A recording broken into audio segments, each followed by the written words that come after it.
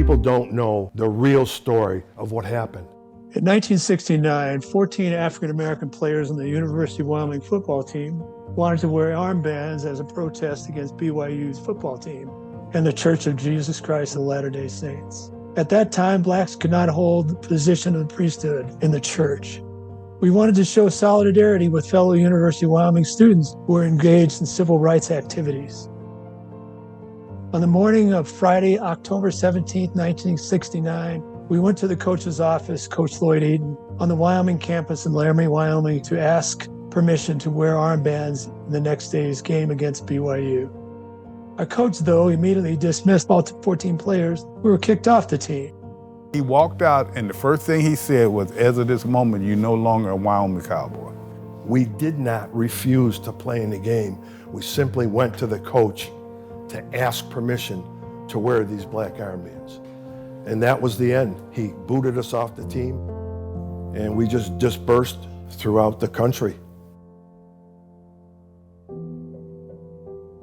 When BYU reached out to me, I felt really hopeful and excited about doing something, whatever that was going to be.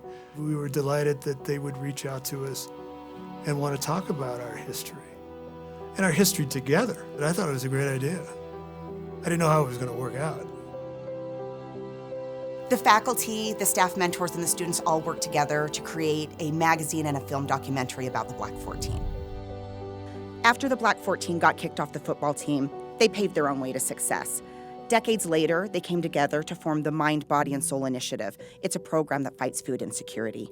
The Church of Jesus Christ of Latter-day Saints then partnered with the Black 14 to provide food to their communities. For this project, along with exploring the history of the Black 14, we also researched the major problem of food insecurity in our nation. We traveled across the country learning from the communities the Black 14 are helping. We traveled to several states and talked to food pantries and community helpers. One of the things that I hope to accomplish with this project was to give our students an opportunity to participate in a mentored experience.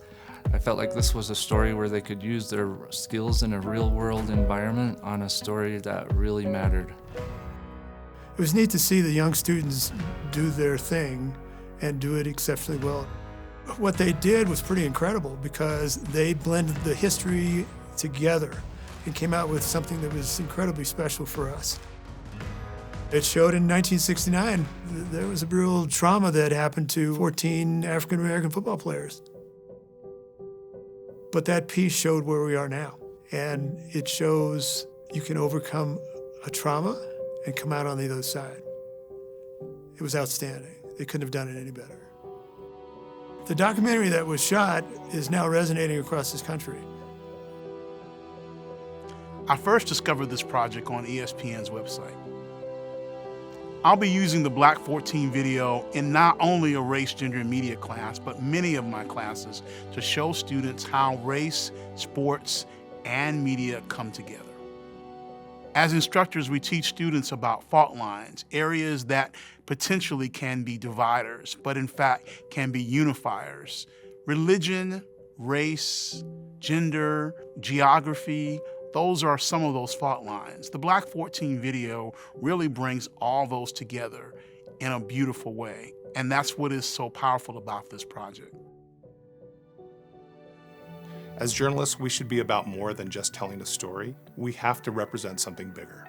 We should be doing things that make a difference in our community and in the lives of the individuals of the stories that we're telling. Belonging is really important to us, especially as we mentor the next generation of journalists. It is our job to be a voice for the voiceless, for those marginalized communities who generally, their voices aren't heard. The mentors I've had in this program have taught me so much, and they've helped me to see the potential I have to do more and to be better than I pictured. One thing I took away from working on this project is, in this super divided world, if we want to heal that divide, we're going to have to come together and reach across and look outside of ourselves and help each other. So when the video was done, we invited the Black 14 members to come to campus. The last time I visited BYU was 52 years ago. When we were considering visiting BYU for that week, I always wanted, well, are we going to be received positively or negatively? Or when we go on the football field, how is that going to be received?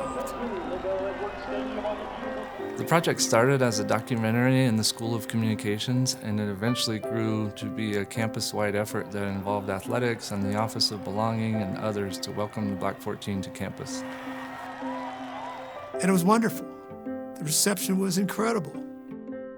We had screenings of the documentary, we honored them at a football game, and we had them speak to students.